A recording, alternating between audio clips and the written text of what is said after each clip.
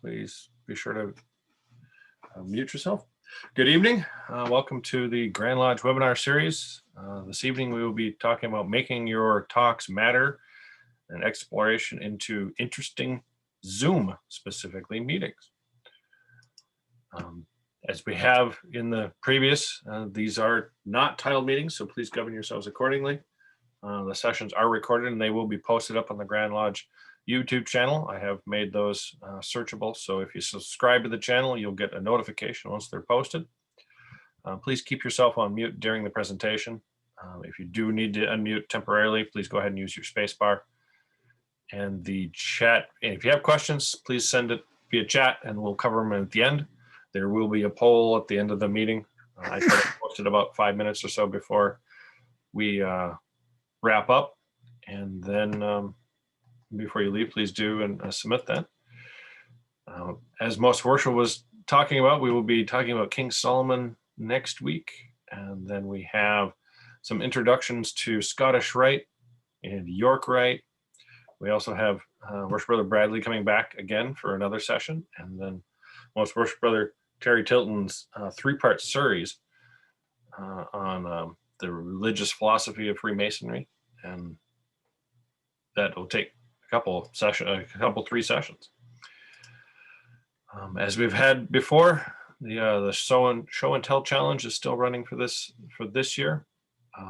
Chance to win a plaque at the end. You want to answer your questions. What is Freemasonry? What will your life and legacy say about Freemasonry? Or how will you help others find their way to rewards in the craft? This year, with the annual communication, due to our current situation with the pandemic, we are structuring things a little bit differently. The Minnesota Masonic Charities has decided to put on a live or event via the web about a history and mysteries of Masonic. And you can sign up through the MNMasoncharities.org. Oh, too far. All right. And now, Worship Brother Brad, it is yours. So please, I will stop sharing and you please take her away. Okay. Can you enable me for screen sharing? Oh, I knew I forgot to do something. 2 seconds. No worries. You're on.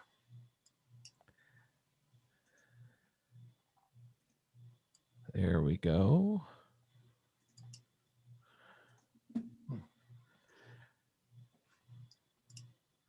And if I'm lucky, you're seeing my screen right now. Are you seeing my screen? Yes, we are. We are excellent. Good. Well, I'm excited to talk with everyone tonight about how we might polish up our presentations and specifically for our meetings. And we're living in a world of Zoom meetings today too. So that's certainly on my mind. And you'll walk away from this discussion with a better understanding of some of the things that I've been looking at in order to help enhance three main ideas. One is, how do we get better engagement with our audience? Another, how do we get more interest from our audience? And the final one is, how do we get better retention of the information that we share with our audience? And if you've been to any of my talks, I've adopted a top 10 format, which means as we go through the various points and topics, I like to tell you how many there are, so that if you find yourself and your mind wandering, you'll know about how much more time we have left. So today the magic number is 8. There are 8 points that I will go through that help with the ideas of engagement, interest, and retention. And the first of those points is old. It's older than George Washington, older than our founding fathers, older than our country, older than the Grand Lodge of England, older than the cathedrals, and even older than the pyramids. It's a mystery that's hidden in plain sight, and an idea so profound that it's scattered throughout our ritual. Any idea of what it might be? I'm not sure what it is either, but I bet I have your attention. You see, I could have started this talk with an allegory to Super Mario Brothers, and based on the demographic, I probably wouldn't have captured attention. Maybe one or two people. But talking about things like history, historical figures, hidden mysteries, and ritual is going to pique the interest and imagination of Masons. So the first point is know your audience. And maybe, just maybe, that's what I was referring to. The second idea has to do with focus. When friends of mine have started giving talks, they'll oftentimes call me and ask me how to begin. And often they get very large topics that they become somewhat overwhelmed with how to begin and how to convey ideas. So I give a common piece of advice to those people that reach out to me. That advice is, if you only had an opportunity to convey three ideas in your presentation, what would those three ideas be? Now, when we started this talk, I gave you an empowerment promise and said that you would walk away with a better idea of three concepts that I've been thinking about. Does anybody remember what they were? Feel free to put some of them in the chat.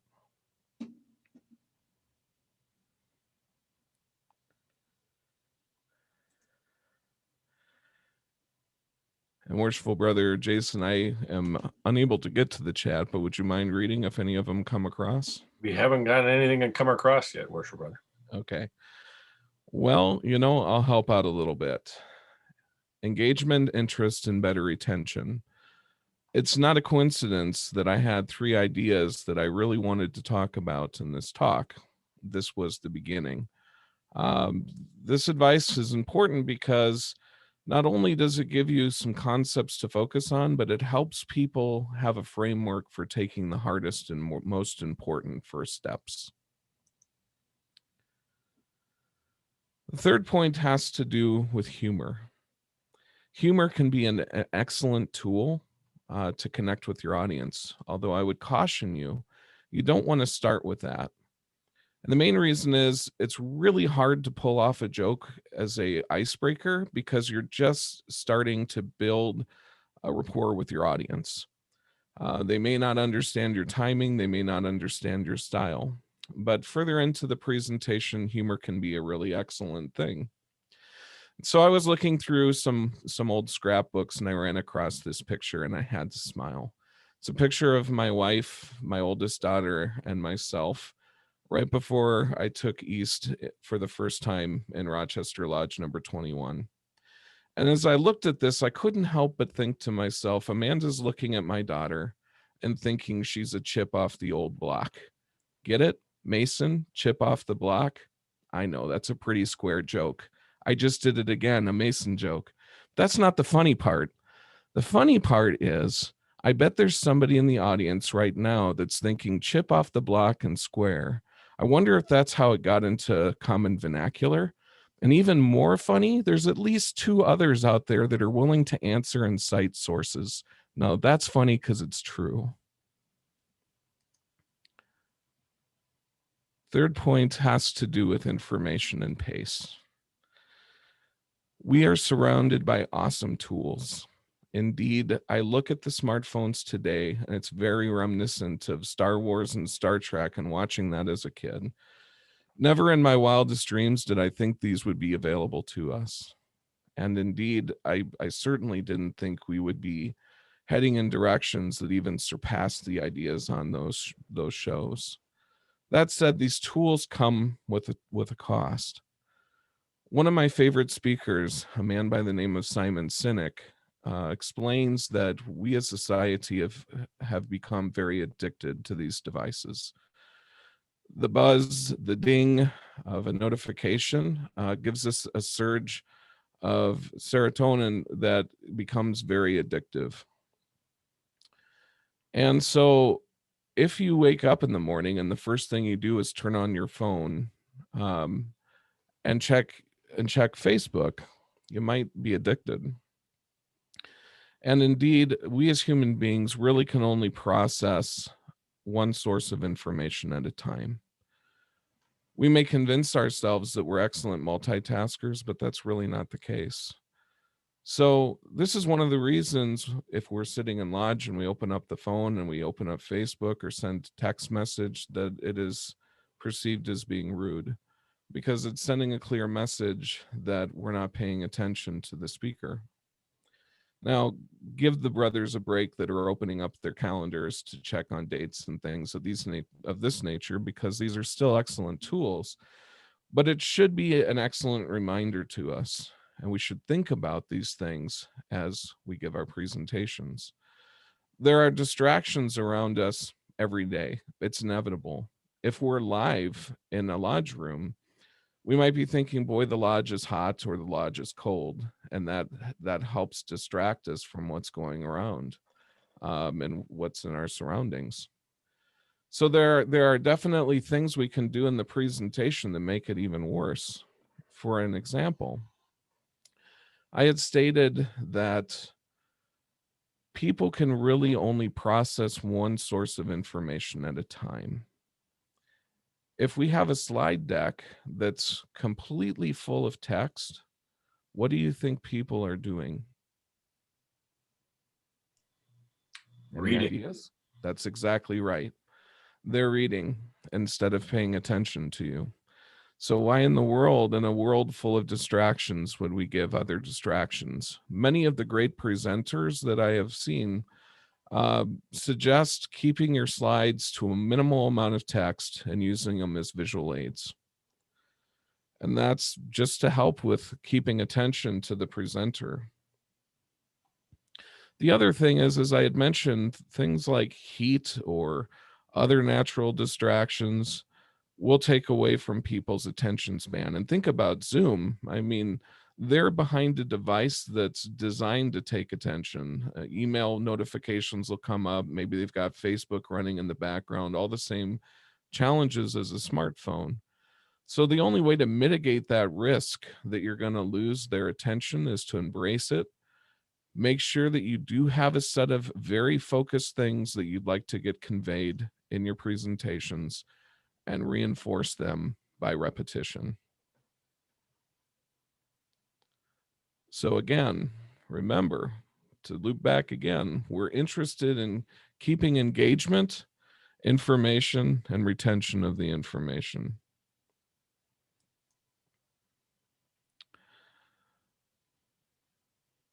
The fifth item, the fifth point, is maybe a scary one. And that is, you're the main attraction of your talks. It becomes very easy for people to think that their content is the main attraction or their slides, and this simply isn't the case. We live in a world of information, and people can go out to Google and find virtually anything that they're looking for. So it's the unique style and interests that you bring to the table for your presentations that make them interesting. And that's pretty scary for me, because other than my family and masonry, my interests are pretty nerdy, or they're motorcycles. So hopefully you'll find some interest in those things as well. There's a great speaker that I've watched who's a programmer, and he starts all of his talks with something completely off topic for 2 or 3 minutes. And usually it's something extraordinarily scientific. I've seen him explain how the sun burns, I believe it's hydrogen into helium, and we'll go into that. And after talking through it for a couple of minutes, he'll say, but that's not what we're here to talk about. And then he'll switch to his main topic. And he does it consistently. And I remember wondering when I first saw it, why is he doing that? And I sat down and thought about it and realized, wow, it's kind of actually pretty brilliant. One, he gets to be comfortable in his own skin by talking about something that he's extraordinarily familiar with and knows backwards and forwards. So it's a good way for him to ramp up and get mentally ready for presenting the rest of the materials. The second thing it does is it establishes a better understanding of his presentation style with the audience before he goes into the main content. And the third thing it does is it establishes that he knows what he's talking about in front of the group. So that's an interesting way of doing things that I've seen that I think is pretty neat. Another one of the presenters that's actually one of the inspirations for this talk asserts that the quality of a presentation is a function of three factors. First being knowledge, the second one being the willingness to practice, and the third, but less significant, is talent. And if we think about our experience in the lodge, we know this to be true. The more knowledge we have into something, the easier it is to talk through it.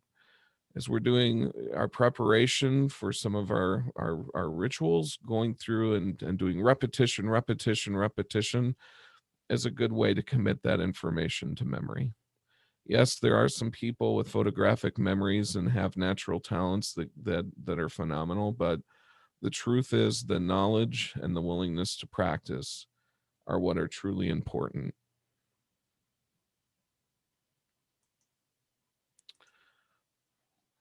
One other thing before I move on. Another thing that you can consider if you do need a way to bring yourself into the presentation is you can use a prop. I don't have one this evening, but in the future, I will be doing a talk on the Knights of the Golden Circle, and I will have a prop to help start that conversation. That can be a good way of sharing a piece of yourself as you go into your talks.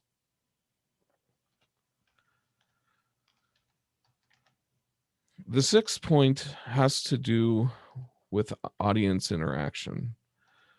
Does anybody have any ideas of how we can get the audience involved in our presentations?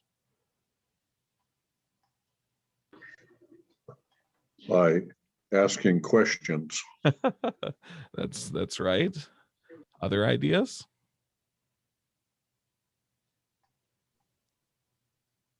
I think sometimes, depending on your topic, you can get the audience out of their seats and involved. If there's some participatory activity, you can weave into the talk you're giving. Excellent. Absolutely correct.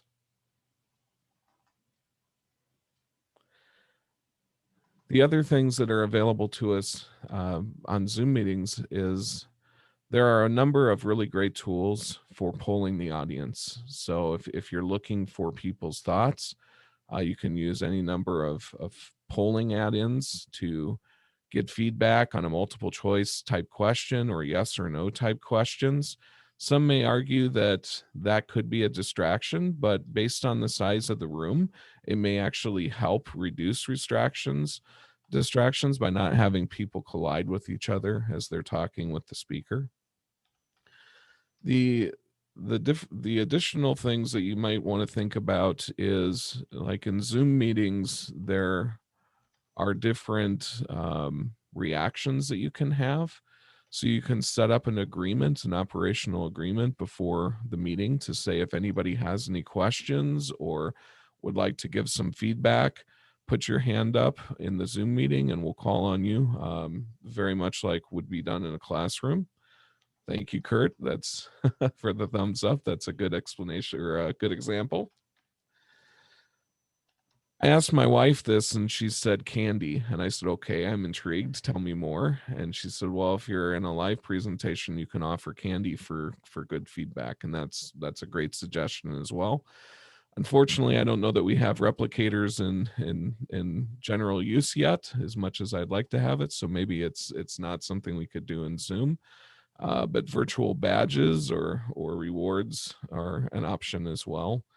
If you do candy, I had a professor in college that said peppermint helps with brain functions. I don't know if that's true, but I always felt kind of smarter after having a peppermint candy. So you might want to think about peppermints.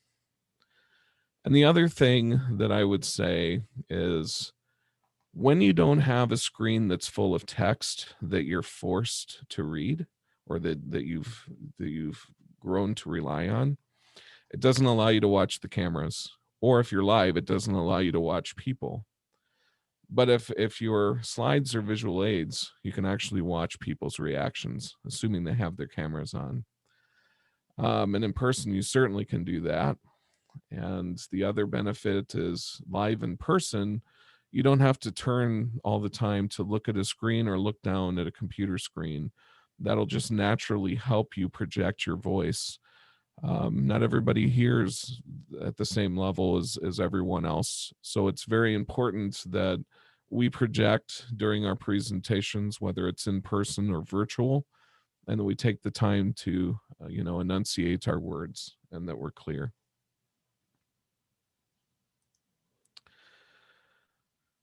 The seventh point is recognizing that we're all life learners. One of my favorite authors, Dr. Stephen Covey, once said, "We are doomed to see the world as we are, not necessarily as it is." So getting a number of ideas and perspectives is very important, and in my mind is one of the most important things to having a good talk. You want to encourage people to speak up. Guaranteed you're not the smartest person in the room. You shouldn't go in thinking that, because you'll miss out. There's so much greatness from others. And indeed, some of the best talks that I've been at actually come after the presentation. And I think we've even seen that in some of these webinars. Should always be willing to listen to feedback that other people have. And that includes something that may be hard for some people, which is criticism. Another one of my favorite authors was a gentleman by the name of Randy Pausch. He wrote a book called The Last Lecture. Randy Pausch was a computer scientist professor at Carnegie Mellon University and found out that he had terminal cancer. And he wrote a book, The Last Lecture, that was a gift to the world, although it was kind of a brilliant way of creating a time capsule for his young kids.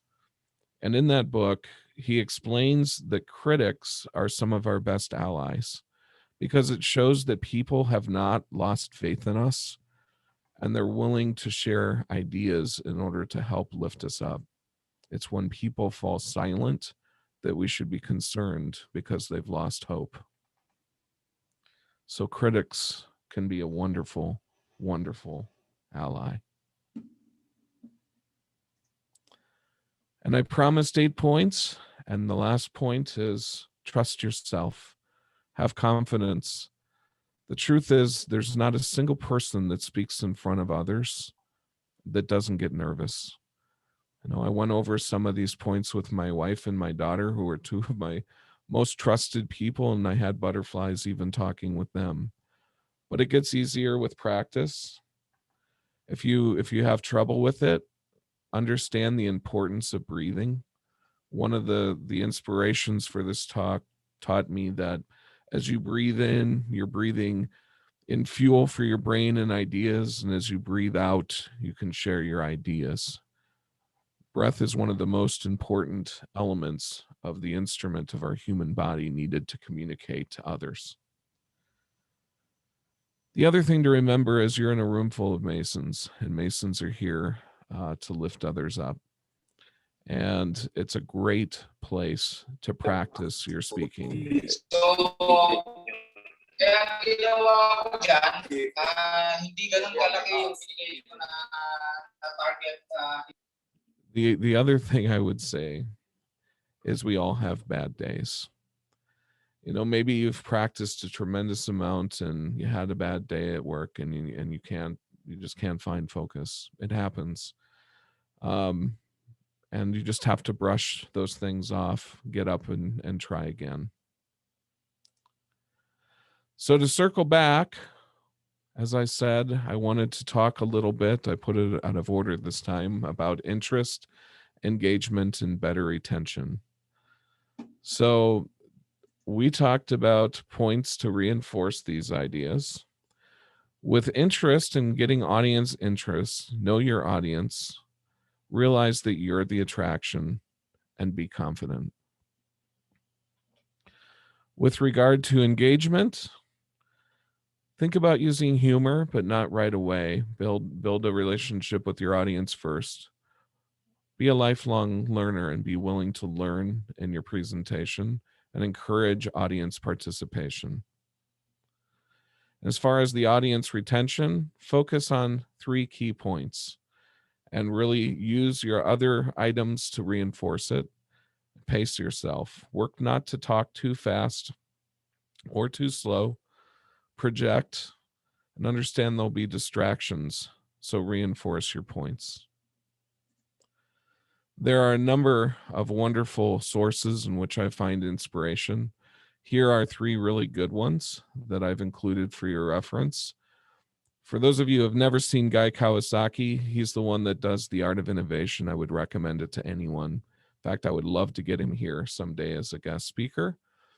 And with that, I am excited and look forward to great conversation as we open up the floor for comments and questions.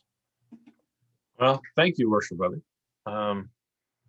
Brethren, if you have questions, I don't have anything in the chat, but please feel free to unmute yourself and ask the question if you have one. A question. How would you correlate what you're talking about with Toastmasters Club and Dale Carnegie courses? Well, you know, I'm not a member of either of those, so I'm not sure how to answer it other than to say I think great truths repeat themselves. And these ideas actually show up in a number of places and sources. I do know with Toastmasters, and I think we do have a Toastmaster on the call, maybe multiples. The Yes. idea is to practice these skills. Worshipful Brother Nash, aren't you a Toastmaster? Yes, Toastmasters, definitely the power of 3. Okay. So is that Three a items concept? to bring- It's a concept, power of 3, when you have presentations to work with, and they're used to, very short presentations of 5 to 8 minutes, which I find are more difficult to prepare for than a meandering half-hour presentation. Okay. So definitely the powers of 3 of what you're talking about. Relating to your audience, think about your audience and not just yourself. It's nice to do something and to break that nervousness as you get going. I agree. Humor might not be the best thing, but some type of icebreaker is nice to help out and just to get yourself going. So good comments, Brad. Thanks. Thank you. Any others that have been through Toastmasters, or I'm sorry, what was the other? Dale Carnegie. Dale Carnegie. And it says same thing too. Okay. Do both. I've been Brad? through both of them and have been in Toastmasters probably 3 or 4 times. I find the biggest problem is if you don't practicing it, it just starts falling off. Well, I would think I'm pretty good at Toastmasters, then I'd be away for a while and then found out it wasn't that good. I have to go back and pump up my ability again. I presume that other thing is practice. Absolutely. I can speak to that from personal experience. I had to walk away from doing some of this for personal reasons for a couple of years. And when I came back, it wasn't easy. So practice definitely makes perfect. And if you don't continually push and practice, you will have to, start honing those skills. Although I'd like to think that maybe when you come back, it doesn't take as long as it initially did. Worship Brother Larry, you had something that you were going to say? Yeah, I'm a competent Toastmaster myself. And in the world of lecturing and talking, one of the things I've found is if I'm talking to a group that I don't know, I don't know their experience or their level of understanding, I start with a simple question. We're here to talk about this. What do you know about it? And the uncomfortable pause that's immediately after that question is broken pretty quickly if I've taken the time to know who to turn to within the audience. And I have to take that time before we start talking. In a couple of instances, as 10, 15 minutes ahead of the presentation, I would be talking to the audience members, and they, in a couple of instances, thought I was one of the audience members. So when they saw me up on stage and I was going to start talking, they were more comfortable. And when I looked at them, they just answered naturally. It's a good icebreaker if you can take the time to know who you want to direct the question to. And keep the question simple enough so you know that the person you look at is going to know the answer. And that engages then the rest of the audience. They realize you're not there to beat them up. You're not there to go over their head. You're there to have a conversation. And any presentation ought to be a conversation with you and the audience, in my opinion. If it's anything else, then it's a lecture. And nobody likes being lectured at. At least I don't. And I consider myself somebody's. There you go. Thank you, Worship Brother. Anybody else got a question? In the meantime, I am going to launch the poll, so please be sure to fill that out as well. And I love that comment as well. If you're going to present to a group you don't know, take a little time ahead of the meeting and introduce yourself, and don't let them know you're the speaker, but talk to a few people, get comfortable with them. It's a lot easier to get up and speak to a group that you feel safe and comfortable with, that you've already talked to, rather than just walking up cold. Yeah.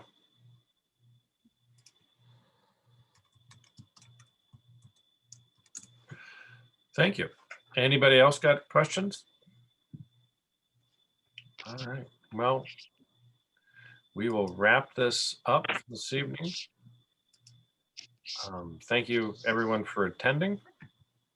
Let's see, we've got, as we said, in the upcoming schedule, Most Worshipful Terry Tilton has a session coming up next week, and then we got some conversations about York Rite and Scottish Rite and some philosophy conversations. So this will be a good couple months. Though please note that the 4/7 we will be dark for the annual communication for Grand Lodge, just to take a break during that time frame. Again, thank you for attending. Please be sure to submit the poll before you go, and we all appreciate you being here. Thank you.